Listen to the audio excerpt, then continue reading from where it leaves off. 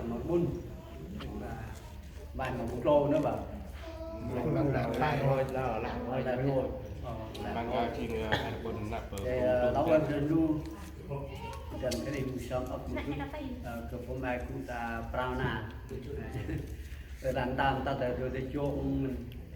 bài chết mà phôn nà và thôi ai prao nà là lúc nào thêm của hôm ai prao nà vậy nấu em lên nu nấu em mà cái đấy để ròm chụp ta đèn mà phôn nghịch ra ta cream như món bột tấn món vin chi để lúc ly cơm đâm cơm mù kết ô họ sang mặt thành băng cơm mù kết nó mọc thành băng còn cơm kết là bột tấn hay bột vin ra nó thèm tôi chi cơm mù kết đông muốn nào chi gì của mình anh chỉ để vừa ly chiên muốn nào bằng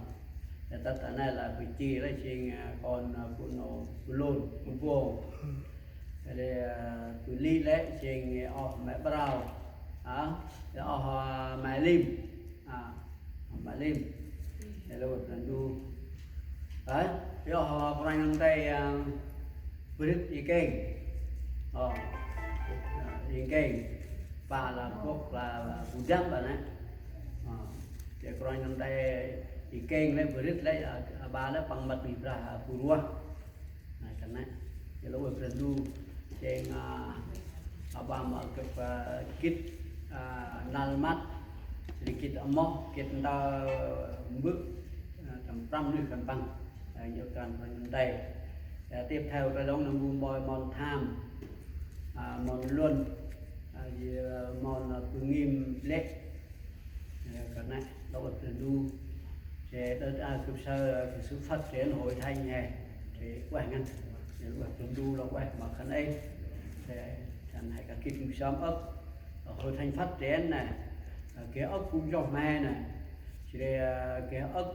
ranh năm đây bạc can ranh ra gọi là hội thanh phát triển để ta làm một cái này để gọi là hội thanh phần một cái phát triển là quay trần đu Yang ada he uin tam rum smut galati ngô ngoài để tròn chít mà ngói đất tròn về chít mà buôn galati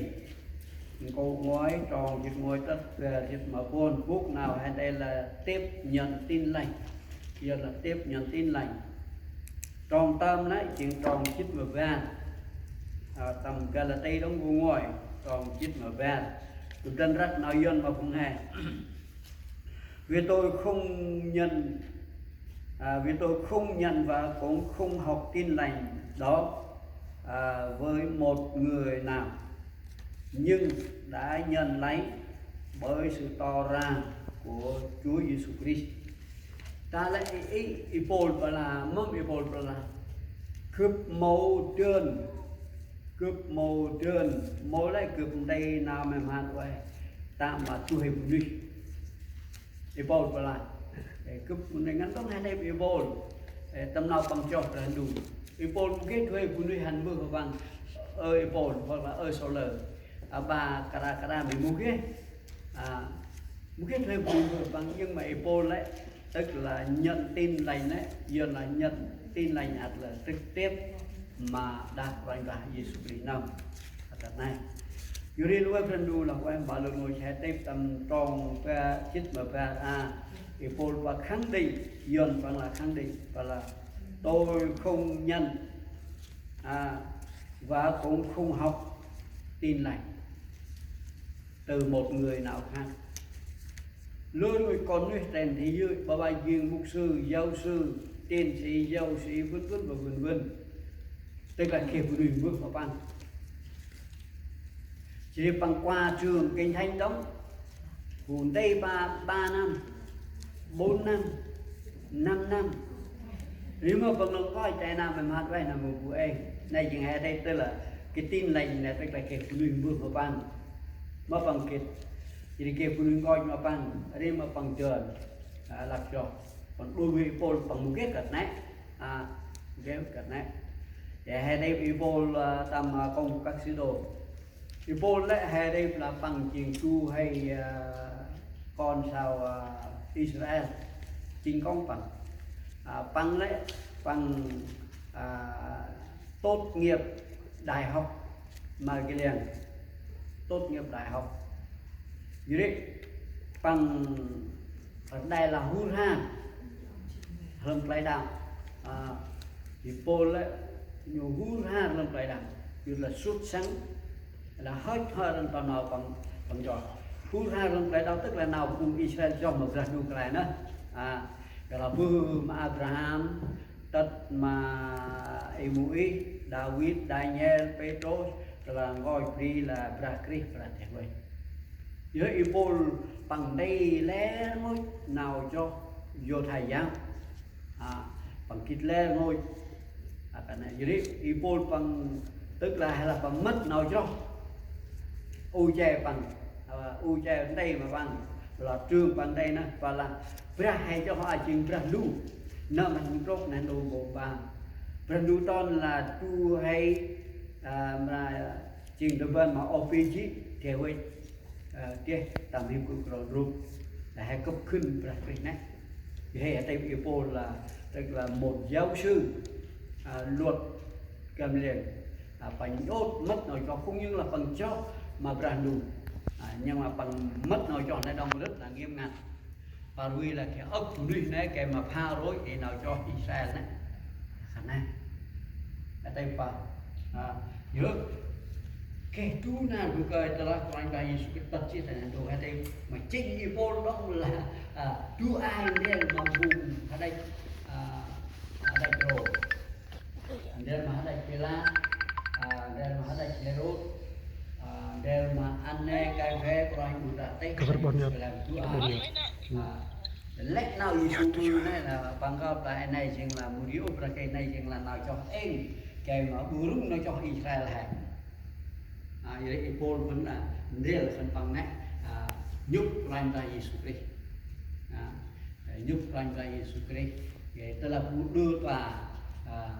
xử án của ranh ra Yesus Christ Ipol pun là tan thành là phải hết ranh hết Yesus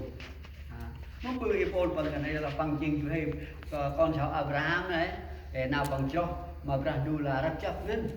tức là Yesus tất này đâu bằng bên này này chuyện người bự lúc nó cho chúng ta thì hai đây Ipol là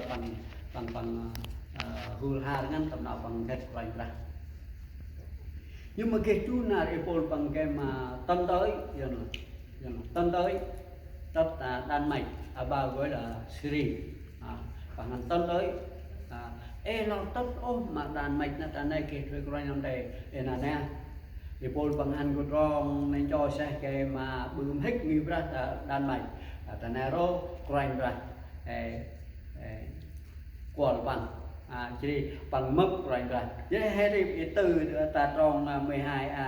vì tôi không nhận và cũng không học tin lành đó với một người nào nhưng tôi đã nhận lấy bởi sự to ra của Chúa Giêsu Christ chính của anh đây cái trực tiếp tại Ipol cái này mà tức là Frank ra bư mà để xe Ipol này Frank hay là phải sẽ làm để xe tại này Ipol là khét yêu hôn khét yêu rồi Frank ra Giêsu sao lơ mà nào mai bư hết mà cướp ba đó Giêsu là mà nào mai bư hết mà cướp chỉ mà nào mai bư hết mà cướp sao lơ để lại Ipol là